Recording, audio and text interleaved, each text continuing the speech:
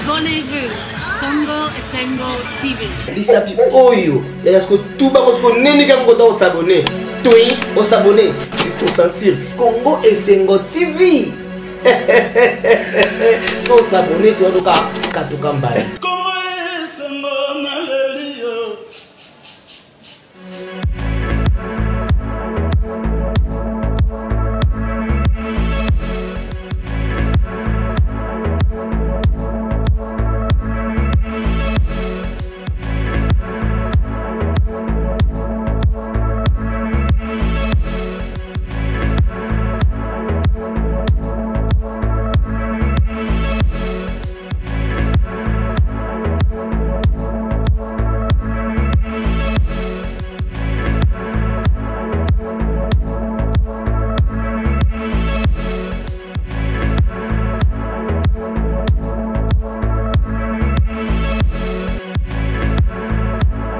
Voilà, besoin ebele besoin na biso biskanyo so besoin mimbote mingi ba abonné nyoso ya Congo Esengo. Vous savez ah ouais.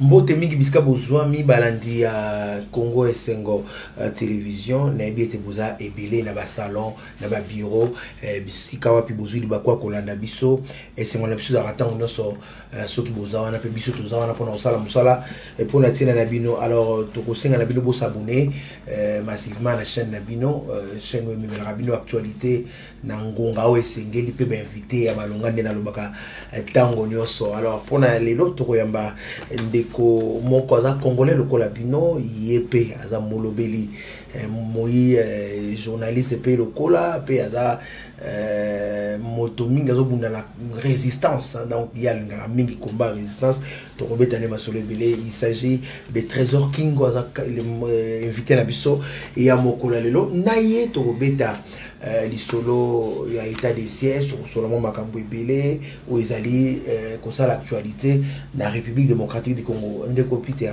bonjour et bienvenue. Merci beaucoup Yenge Matondo Ingeta pour ngai na mesana ko pesa mbote bongo na kibo Congo nyonso konga na za Congo ba lankoi na Congo Yenge Matondo Ingeta osako na bana mama Congo bana Congo mongali bana nzambo pengutulendo ba leki ya kimpa bana mvuluzi kimbangu ya mfumo kimbangu na tondi bino lisu botondi ya kozali bosona bino ba kenzo toningana kime toza Trésor King aux congolais le quoi ngai Congo ya biso Congo ya congolais te ngabo tamaza yo na yo zo congolais ti lelo na za carte d'identité Congo te mais carte d'identité za yeza tozaka nazali so tuninga acte de naissance na ngana la kiso que je suis zaïrois mais ce que na ki congolais qu'est-ce qui prouve que je suis congolais c'est kalamingi te ba sala ke wa ka to c'est la pe kalamingi ta na so carte d'identité so ki to komi si to koma na to zu carte d'identité c'est avec fierté de toloba toza ba congolais mais pour l'instant toza nanu bazaïrois cette nation oyo eza erreur ya ba kambaka pe mboka pana 18 ans pour ni basala carte d'identité ti lelo mokonza mboka sikasali à 2 ans bino problème na bino eza makasi boko talabane mais on dit moto oaza na volonté na journée moko ekomakata un mois akoko changer makambo bon muta 18 ans na volonté s'il vous plaît muta 18 ans ngana yo otofandi ato ebike no muta 18 ans azaki na volonté te pourquoi akoli na zamba esika bande ko mona batu te yetanga o mona biso bando mona yo azomona lokwa baoba mususu o mona lokwa nini avocatier mususu o mona lokwa nini siko batu o yazwaki pembeni na ye po toloba ya solo Kabila akoli esika o bato bazaki te ayende esika bato po bapesa bolingo ya bato azuba professeur na bino ya université atie bango pembeni po balakisa bolingo ya bato nesika balakisa bolingo ya bato balakisa ndeni na olata veste croisée balakisa ndeni kokoma na mbongo balakisa ndeni mwana no akoki kobeta na ujana balakisi ya babiloko wana nyonso. Et pourquoi vous devez le condamner? To condamner Mzee Laurent Désiré Kabila motafandi saki na yo abora Toto condamné. Voilà. L'homme n'est bon, c'est la nature qui le rend mauvais. Abota maki malamu e wabora nde mutebebi saki. Tango longo ne o wabora yena milliers ya ba Congolais à mitema mabe parce que l'ennemi du Congolais c'est le Congolais. Na ye bango te pourquoi? Je suis un Congolais. Bato ba ko bundisa biso ba ko finga biso ce sont des Congolais. Yo kasi atama kambo ramo boko le ba. Est-ce que Rwanda za na simara? Ba américain baza simara. Bato ba ko boakela ka bato ba gaz, tant bato ba ko réclamer bato na ba en plein état de droit. Quand vous dites état de droit, un musu bato ba ko ba état de droit zani. Bango ba ko zo état de vengeance. Ba arrestation parce que même ba arrestation ba ko sala mbongo na libenga mboka zonga te. Et c'est ça ba spectacle ya ba arrestation inutile, si je peux dire inutile. Voilà. On va arriver à ce point-là. Mais tout bananon na état de siège où ils sont déjà en vigueur na Ituri et état de corps. État de siège. État de corps. Mais il a c'est pour l'intérêt des Congolais. Non, c'est pas pour les intérêts des Congolais. Il nous a dit, il nous a promis. Nous marchons derrière ses promesses. À lobby, à Rokeko Fanda, na Est Mboka Congo. Promesse en Weke Wapi, pour comment état de siège. Il a réitéré les sous promesse na lobby boy. À promettre à lobby état-major excuse na Est Mboka Congo. Mais le lot a été état de siège. A été yango na banani parce que le problème du Congo c'est pas l'armée. Le problème du Congo c'est ba dirigeant et armée wana. Ba tu ça commandement na armée wana. Donc on peut ça yo moi tamu keto musito azaka premier ministre. Musito a quitté le Kinshasa pour que na Est Mboka Congo e ba nini e bande ko simbate. A komi kuna ba bise ba ration ya ba soldat ba pesa ka ba koma ko teka yango. Il fallait soit basoda tinde la ba biloko musubalia na sima boka kunda bato akendaka bakanga gete et comme Kabila ba senge kunda bato abia sa sécurité kaka na armée wana na FARDC wana na même FARDC wana Mamadou a tellement nyata M23 tina suka FARDC musute kaka wana mais lelo yo problème eza FARDC wana te po akozwa commandement ya malamu te bato ko sengela ba futa bango ba ko futa ba malamu te Félix alaki bango $400 apesi bango eloko te yo kasi état de siège okotango kaka na bato o babi ko pesa commandement na te na de bato moko rebelle ya RCD Goma bino boko bosana était mixage ya armée salama soki RCD Goma et KML et tout ça MLC et bah ça tout ça là qui mixage ya armée tikala moko donc pour nini soki netindeko kasongo a commis gouverneur militaire donc automatiquement il vient de ceci il était de cela bobo sanité a servir drapeau tant que militaire congolais. Soki lelo oyo oboti na basi kili osali mixage à famille tango bana na bakoya na ndako moko bit nono erozanyu ko éduquer bana na nyoso c'est l'éducation na yo bino bozui armée bo sangisi armée est-ce que bozwa ki ba officier wana nyoso ba généraux wana nyoso ba colonel wana nyoso bo komisa ki bango ba patriote bato ba conserver drapeau en mboka non moto na moto garda ki comportement na ya mabe ya ki rebelle je le prouve dango comme na est ya mboka Congo bato obozu n'importe où boté tango ba ko kende olie ba ko bundela Congo ba komi ko bundela ba cop na bango aujourd'hui Kabila rendu des généraux ba bourgeois tebi que armée ezali siko ba bourgeois ba koki ozalate moi je peux citer les noms na sitara même bakombo na lobaka soko kei na aéroport ya Njili otali biloko eyaka na douane omona bakombo ya ba colonel na ba major ezawana moko kuna sitaka kombo na ekomaka balukisanga na minduki na ba hotel soko kepa ndeko Christian général Christian Moura okendo mona restaurant Caribou na aéroport ya Njili commerçant. Alors, pas ya tango fort. Non, je finis. Même moi, c'est un soldat. À bourgeois. je finis bakoma kotia biloko nyonso kaka na nsima eza abasi na biso biloko ekoya na douane ekofuta te eza abasi na biso mpo bayebi ke ngai soda il faut nabombana tango fort kende na nzela oyo ekendaki Tambo cimetière ya Kitambo tala bamapango wa bamapango ya nani ya général te tango bolongoli nanu bagénéraux esprit ya bourgeoisie te boyebaki eza na général moko te na Congo akobundela mboka po ata bozwi gene bokozwa Mustapha rwandais oyo azalaka na Kikwiti Mustapha bozwi Mustapha bolongoli na Kikwiti bomeme na est ya mboka Congo akosepela yo banga mpe nazwa tour na ngai. Nous on avait donné ba piste ya ba solution. Première piste ya solution ezalaka nini. Et ça parce que ko critiquer dans madame même bon mais m'a fait ba proposition ndeko Félix Tshisekedi a mekima au plutôt moi coup de pousse pour qui maison à est mais bino bandeko notamment ndeko Muzitu ndeko Fayulu ba beza amateurisme sommet ya l'état et pour autant que le président a quand même un volontaire aussi ça. Eza volonté te ndeko totika ba spectacle inutile pona o itali likamboka foko tele mabiso s'il vous plaît. Félix a côté pouvoir une émission qu'il a enregistré na Top Congo alobi eloko ya Congo e ko boma Congo eza parce que patriotisme eza te esengeli to te ya ba congolais patriotisme. Il fallait maintenant Félix Tshisekedi a salanine a changé même armée.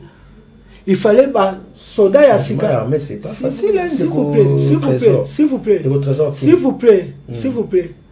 Et là, on va faire ça. Soldats nous sommes abonnés na tango Mobutu na matango anini yani pour permettre à ça triage à Malonga. Na kati nani aza bourgeois na za bourgeois parce que na minute sur le bien ça là a trier à ça la muyungulu a komona que non armée bato ba kotika lebelete. Il fallait sangisa no bato to babunda. Atala siko na kati na bango nani seri na abundela kamboka nani seri na abundela kamboka te parce que lelo na ba généraux tout Kabila Tchaka to komona général moko te o abundela kamboka to senga ke armée est comme obligation et pas le peuple congolais nyonso ndenge na Amérique ezalaka ndenge France ezalaka ndenge ba pays ebele ezalaka mutu nyonso il y a des parlementaires il y a union sacrée au baola kabango mbongo quelle loi ils vont voter ba on a tout ba parlementaire à union sacrée toi on peut ça ba proposition lui il est qui tant qu'on peut ça ba promesse ba biloko faut retenir ça yango azui ceux qui bana ba sisi auto na ba français ba benga bac biso ezaka diplôme d'état moi na nyonso akenda ta une année na armée moi na nyonso et ko sunga muto nyonso ke ko apprendre patriotisme na kati nini ya armée pe ko sala ke armée na biso za na ba délinquant lisouté parce qu'il faut comprendre aussi l'armée congolaise est à délinquance belé moto aviola ka bana na Kinshasa bilo bokangiye abonne loko sala attaquer na armée tant que na est que violer bana ba déconner ba congolais est-ce que ba ko ba te que délinquance c'est en armée tant que bino boté état de siège to boité état de siège ngo boté na un rebelle moto sala ki rébellion ya RCD Goma tina RCD Goma ezaki officier ezalaki nini aza moto o azo formation pas James Kabarebe. Comment tu peux l'appeler officier congolais formé par James Kabarebe? Si comme plutôt chef d'état-major. Chef d'état-major. Dans la formation. Amené par Mouzé. Dans la formation rwandaise dans Nzotonaye. Dans la formation rwandaise dans Nzotonaye, on peut donner que ce qu'on a. Il y a comme ça la face, naba nani ba soldat rwandais. Il y a la formation à Rwanda. Akopesa ka nini azana ngo makambo azana ngo ya Rwanda wa James Kabarebe et pensez-vous que kimi ekota na est mboka Congo ba kenda yebi James ba solo ana James nani akozali bulu na ekoteni nani akozali bulu na ekoteni. Nous avons dit il y a des officiers non il y a des officiers o to ebisa kiye général John Chibangu Bachera ngako na moniko général John Chibangu moteme kiti. Parce que général John Chibangu a abondé la vérité des urnes ya papa Etienne Tshisekedi yo ebabango asali rebellion pona senga Kabila la vérité des urnes ya papa Etienne Tshisekedi mais lelo balongola général John Chibangu na kasho batie na kasho ya ndaku na ye bakoma ko changer ba soda tango nyoso général John Chibangu apesa ba soda na ordre te ba soda nde bato bako pesa John Chibangu ordre soki bato baki otala John Chibangu na ndaku na ye ako solola soda telemi wana soda muto ako la kisende to bibi beto ko kende bwe se RL ki to zongi azana boloko moto wana yo kaka lisolo ya tango forte ya makambo ya nzete tant Kabila koti na makambo ya nzete moko ba yiba ko yo kaka makambo ya tango forte il est où tango fort à répondre à la justice et après bon yo rappelle temps de siège pour 30 jours après 30 jours ba ça 15 jours après 15 jours ba kokite to tshaba miso pe ba zambongo na bango ba tshepé et si c'est là la solution parce que Boza on applaudit vous allez applaudir oui. Aussi longtemps que vous souhaitez que ça non ça on ne souhaite pas échouer. Dans chaque chose il faut se poser la question pourquoi. Le problème avec les Congolais, ils sont trop chrétiens, ils sont trop chrétiens. Parce que le christianisme, la foi et débattre Félix Félix a compris que je suis face aux chrétiens. Les chrétiens faut que loba mingi musala buke. Félix a Félix a sali banda côté pouvoir Flair appelle ça qui m'a Denise. Abongisi ba bolingo batu na bandako. Bandeko ba yebaka lisute que faut ba pesa ba Flair na ba mabala. Il a servi d'exemple. Il a servi d'exemple na ba couple. Na ba vie amoureuse à batu. Reconnaissant quand même s'il y a deuxième té, na pesa deuxième. OK. La personne des oh le seigneur la follow le tchon on peut mener. Te follow na tchon peut ta masala que ça qui. Quand il est le président moi sinon follow les âmes bêtes. Quand il est le président de la République et puis que République mobimbe ko talanga il nyonso to na ko tala sapa na ba ko constitution pe ki c'était wana za déjà ma c'est kasi ngana bien ça ma bête na bien lokwa malamu asala banda ko ta pouvoir o ngai le o ngai exact et muta boma éducation ya bana lokwa Félix Tshisekedi azate yango ko mona lelo bande kwa beni ba telemi amoni keza aventure comment ozo mboka opesa na maboko ya soda ya armée oyo nanu bo kolisi yango te parce que disons que armée na biso za na immaturité moko ya makasi ndeko wana ngana onde to fandi boko ki obo yango te l'armée congolaise za na immaturité tout sola na yo il y a quand même prouesse de ça là-bas bazo récupérer quelques villages là vous ne félicitez pas l'armée. Bazo récupérer radio, il y a radio. On a des informations. Il y a radio. On a des informations. Il y a des informations na terrain. Pourquoi ceux qui bandé ko récupérer ba village ba tona beni ba telemi ba marché. Mais non mais pourquoi biso bo ko récupérer les biso ba village to moni ki mie kokota mais lelo ba tona beni ba telemi ba marché. Aussi manipuler vous le savez avec. Ah ndeko. O moni likambo malamu soki ko salama. Ce qui est là, Félix a commis comme ça, ma camouflage ko sepelisa ba Congolais biso to tele. Na quand ça ko na oyo kata ou encourager nos vaillants militaires au bazan à front, bazo bunda point. Moi j'encourage la FARDC. Je n'encourage pas la force de l'armée rwandaise au Congo. Non. Quelle force armée rwandaise au Congo? J'encourage FARDC, Congolais. Non, il y a aussi la force de l'armée rwandaise. Tala babilongi na bango mikolo ba routine ya biso na réseaux sociaux. Omona Nyakurumuru na armée. Nyakuserama na armée. Ndeko ya Nyakeni ni soki kuna na armée. Tanga peka o so tanga wala. Na ba kombo ils similaires ba kombo so beza kuna so beza. Ah oui bien tout ça na ba frontière autant de Vitel Kamé combo na épée au monde ba combo ça problème té to yebi ba combo ya déco ba combo ça problème tout ça ba bantu et pas biso combo nyo ça na signification na mo ba pesa mutu combo selon événement ou accompagner naissance na ye to obino bolinga za lobby na vie tango kozwa kombo na Kinyarwanda pesi mwana obito za similaire Congo ezana na langue kombo Kinyarwanda na Congo wana ezana ngo débat mais mais oyebi ke ba siko ba tu wana na kombo Kinyarwanda ba yo sani na ke ba congolais pe belé ba bota na ba rwandais bazali bien mais c'est ce que nous devons maintenant comprendre nani Munyarwanda tuti asundola mwana te tout ce qui est kobota na yo eza pona lobby mwana wana travailler na nini na ye na faveur na ye ko salere tende ko ngando za bobota na tuti e bo perdre nyonso pour moi na ko za congolais ta ko za tuti au mato kita. C'est ça l'éducation toute.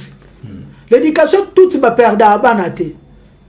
Tant qu'on bota non mwana ko kotisa mwana ana esprit tout pour lobby abundela ye. Donc pour l'andeko trésor état de siège ils ont une aventure ko simba la moté. Ndeko elo moté ko simba 30 jours tozonga kaka na plateau.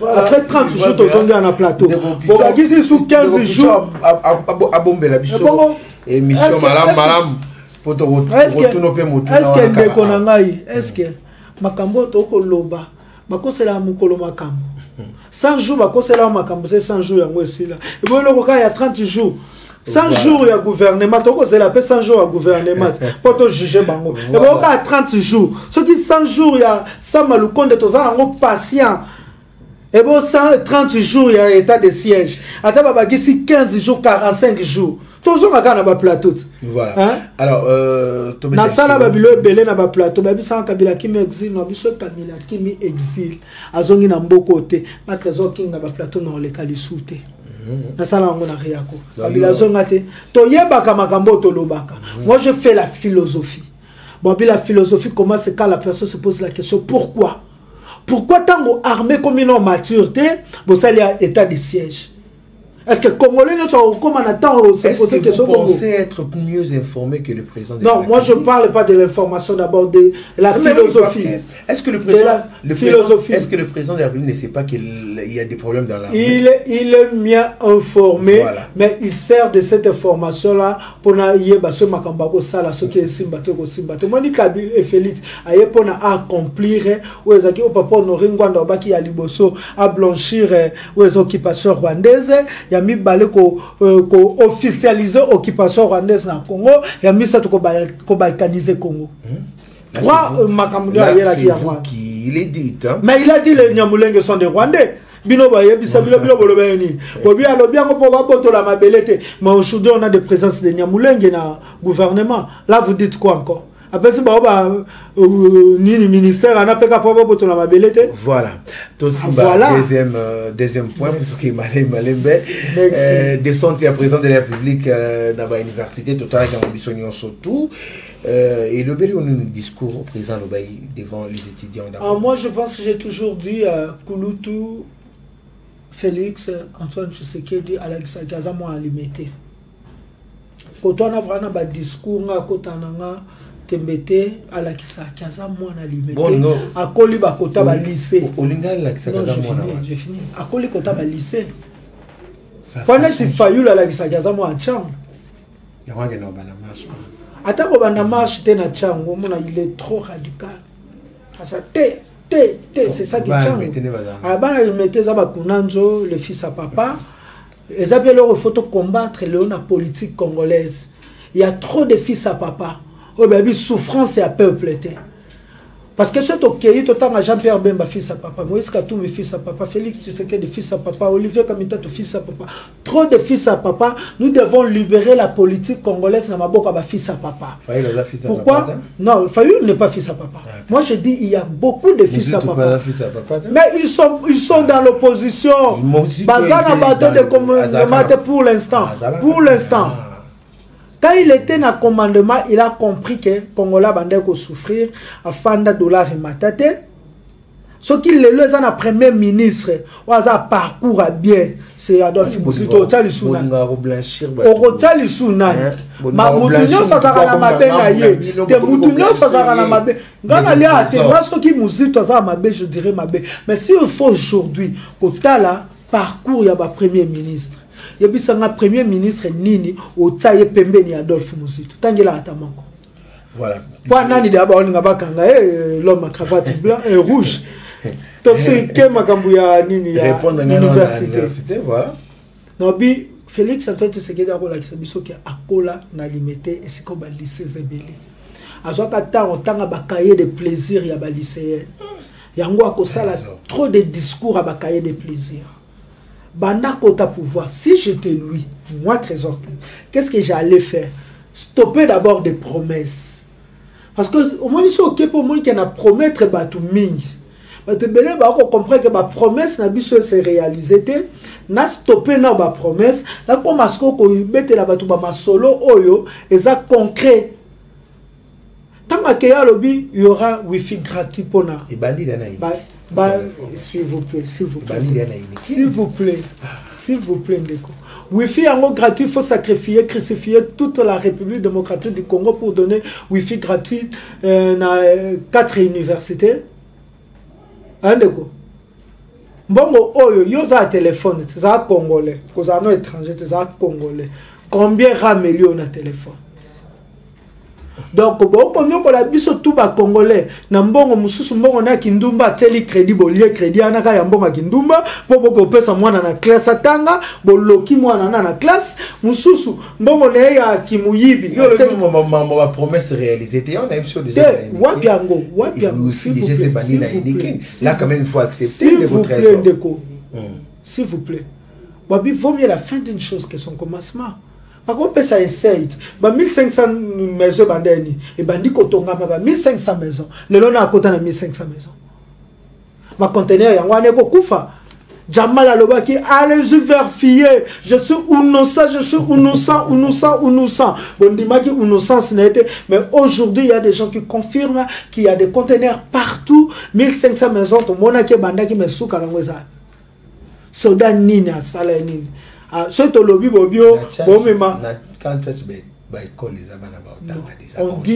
on dit 1500 maisons préfabriquées parce que bandinga makamba wifi. Tous on a des sous après des semaines. Tous on a des sous après des semaines. Réaliser raté. Donc ils ont crucifié toute une république pour makamba.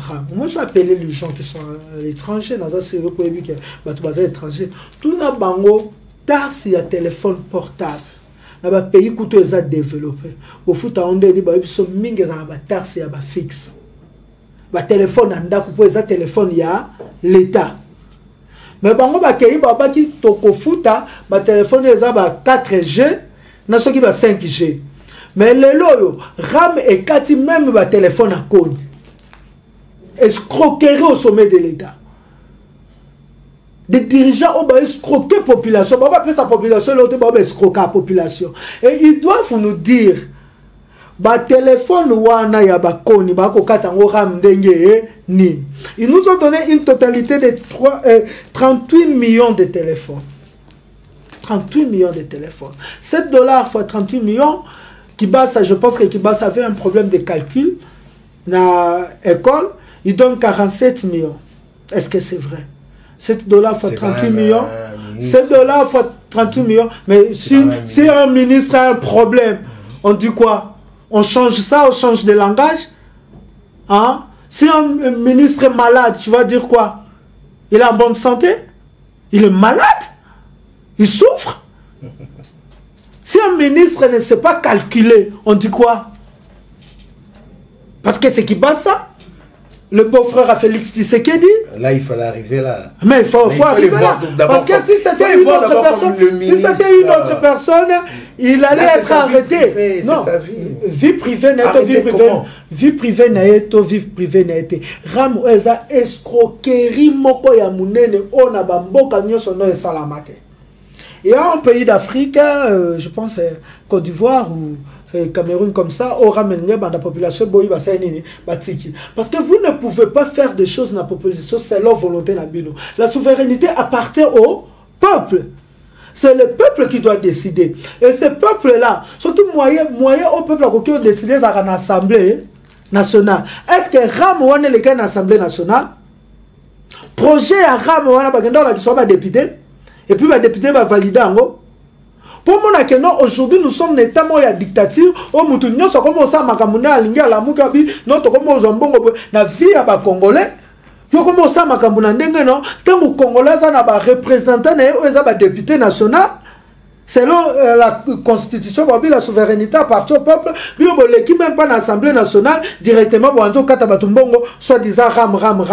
Et avec un mauvais calcul, 7 $ par plus fois 38 millions et ça les 47 millions. Or, dans un vrai calcul, tout le monde a ça 266 millions au Kibasa à Zui. Et 266 millions pour la Wi-Fi quand on a 4 universités. soit congolais ils ont avantage non zaki ça congolais ils ont avantage et pas dit déjà Mabé parce que il nous a pas donné le montant exact. Mais il va répondre. Il faut IGF et ben Akibas. Non. L'Assemblée nationale. Il y a les non, il n'a pas convaincu Banani, député. Pourquoi l'Assemblée nationale n'avait pas décidé? Il n'a pas convaincu les députés. Mais comme ce sont des députés de l'Union sacrée, Union sacrément parlant, Bakoki ko crucifié parce que c'est le beau-frère de l'autorité morale de l'Union sacrée. Même pas là, il faut pas. Arriver jusqu'à là. Juger les politiquement. Quelqu'un qui n'arrive pas à convaincre le député, qu'est-ce que le député allait faire? Les Congolais, non, on a solo Congolais. Tant qu'on convaincre le député, qu'est-ce que le député fallait faire? C'est maintenant Félix Tshisekedi qui va aller justifier les rames auprès des étudiants. Non, le président n'a pas. Non, mais pour aller dire le wifi. La connexion gratuite dans l'institut supérieur à l'université, cela n'est pas un bénéfice. Non, moi je pose la question. C'est la question qu'il faut se poser. À chaque fois que Mbongo ya peuple Kende, au Mona, Nabambongo Mususu, c'est lui qui vient justifier. Tant qu'on s'est justifié, la population, c'est qu'il y a Katia Makambona. Comment se fait-il qu'il basse à l'Assemblée nationale à quitter, qu'on convaincre les députés, et Félix quitte la présidence pour aller convaincre les étudiants? Il est allé voir ma condition, mais étudiant Bazo, moi je parle des rames, je parle des rames, je parle des rames de Kolamaï. Kimbasa n'est pas, Kimbasa arrivé, Nambongo Nini, Nambongo Nini, Nambongo Nini, Nambongo Nini. Ya ram, Nambongo ram, Nambongo ram, ram oyo, c'est la dictature, le colo et peuple congolais. Il fallait à Félix Tshisekedi qu'on s'est justifié la population congolaise. Il faut tout qui passe à deux interdiction avant il y a la syllabis. C'est quand même une bonne chose pour les étudiants. Non, moi je dis non. Au moins, tout un sérieux problème il y a bateau batanga université, na ba batanga université. Nous avons d'abord un problème des bibliothèques. Est-ce qu'il y a des bibliothèques? Il y a des bibliothèques. Et si comme on a kokozwa livre moko facilement à Katangango à mémoriser ou pas zongi siango ya cours morbe ba bibliothèque ezali parce que université et y a un mot univers est un monde ya recherche.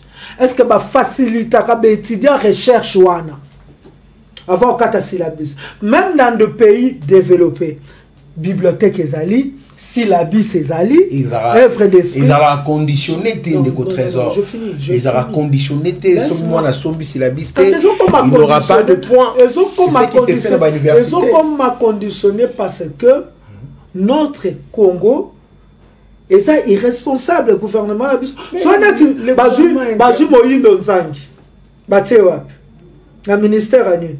Est-ce que place où on a un professeur à Zagite pour appeler ce ministère?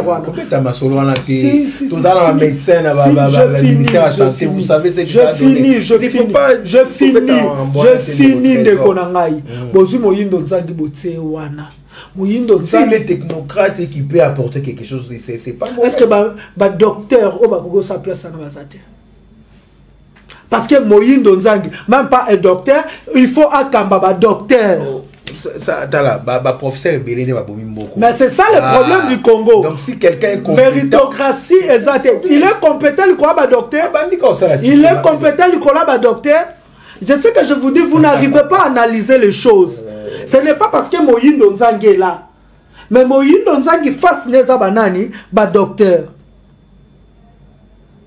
Est-ce que ba docteur bazakite o sengela ki basa tozana mboka moko oyo tobungi da ansela tozonga makambo syllabus ndeko pebi que syllabus ezali œuvre d'esprit à professeur au professeur à permettre étudiants à comprendre cours na ye mais tant yo boyango est-ce que étudiant qui autant qu'à livre à comprendre qu'à livre? Mais les professeurs peuvent aussi donner des syllabus étudiants polycopier en gros. Mais l'État a pas ce droit d'auteur.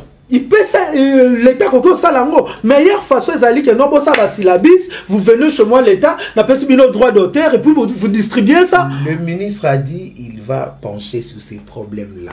Peut-être qu'il y aura des solutions. Ah, pour moi. C'est que Félix allait faire. Ça va, on va s'occuper de vos professeurs. Baya na bango, si la bise gozala, on peut savoir droit d'auteur parce qu'ils ont œuvre d'esprit dans bango, œuvre d'esprit ba kakola yango te pas œuvre d'esprit à Moutou. Et ça la Moutou d'après ça. Après ça. Tout le temps dans l'université, tu es venu moi les arrender au trésor. D'accord. Quand je vous dis non, je vous dis ça œuvre d'esprit à Moutou. Ma bezali il fallait qu'orienter le kwana ke kolobelo kwa nezalate. Tango lobi syllabus ezalate de konangai. Yo tangate, le bas risque nino étudiant zanango. Est-ce que c'est pas tuer l'avenir étudiant? Ton bibliothèque ezate, bibliothèque à Malonga ezate. Olobi syllabus ezate. Siko ba ouvrage o bana wana ba kotangele ko uta wapi? Donne-moi la réponse. Malgré ma question, ça ma réponse. On dirait ma comment discuter. Na moi na ya nous la présenté. Ngane na autour mituna. To si ça les kamba paré. Pas ça bibliothèque. Tout ça les kamba paré rapidement. Qu'est-ce qui se passe na paré? Bazo il est là ngwanda kufi. Bon moi je dirais Mbutu koti. Moi je dirais, je ne suis pas de la Parico, mais un grand conseil que je vais donner aux résistants de la Parico, résistance, ezali combat au boko bunda pour na ba vie ya bato. Donc bon mitala no binoté. Moi je pense que résistance peut qu'on soit combo à Parico, CCDP nini, eza ngomotu ya te motu ya ndeza combat otoko sa nini toko meni. Oui, il y a un combat de leadership, il y a un combat de secret, il y a un combat de preuves. Sa preuve, sa vérité. Mais Nathan Oto Bundisa Mokili, Nathan Oto Bundisa Benemi à Congo, oui, bah, que nous surtout Borobimisa, ils ont moyen, moko force, moko bopesa, na quand il y a adverse. Disons, pour abattre Kende Liboso. Ce qui vraiment, baza mature na résistance, et là, que Sengeli Basala, Kofanda Kimia. Le linge sale se lave en famille. Balukani basangani, baebi ke no viengwanda zalaki. Parce que bato ebele o bazana na Parico, ba travana viengwanda musu ba monaka na viengwanda ba moko. Taneti candide na témoignage na sali ya viengwanda. Présidente AI, abi jour à souka bakuta na président Ngwanda boye, ezaka na 2007. Imaginez 2007 viengwanda kufina 2021. Mais abanda ko travailler na batu na téléphone, ça veut dire abanda ko mona ataya azana te mais il y a toujours moyen ya ko sangisa batu ya pesa batu bolingo ya mboka Congo. Donc bon travail pour na bolingo ya mboka Congo. Il n'était pas seulement le pasteur de la nation, le pasteur qui prêchait le patriotisme, il prêchait aussi la parole de Dieu. Ata pona respect la parole de Dieu abanda ko prêcher bon respecter. Voilà, nous sommes vraiment à la fin. Pichuma, ça nous fait signe qu'on a vraiment terminé.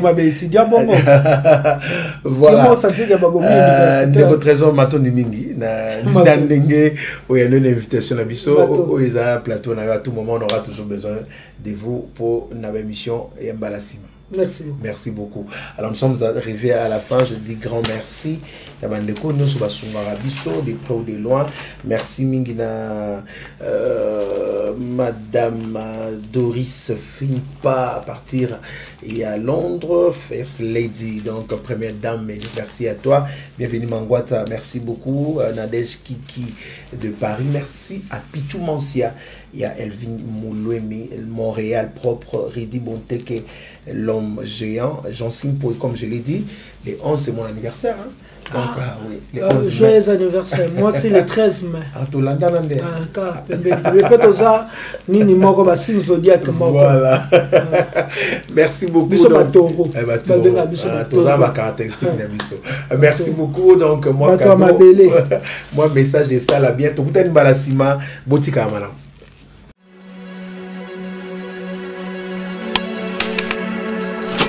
Abonnez-vous, Congo Esengo TV. Bisapi oyo ya sko tuba ko neni kam ko ta s'abonner. Toi au s'abonner, tu sentir Congo Esengo TV. Sans s'abonner tu vas katuka mbali.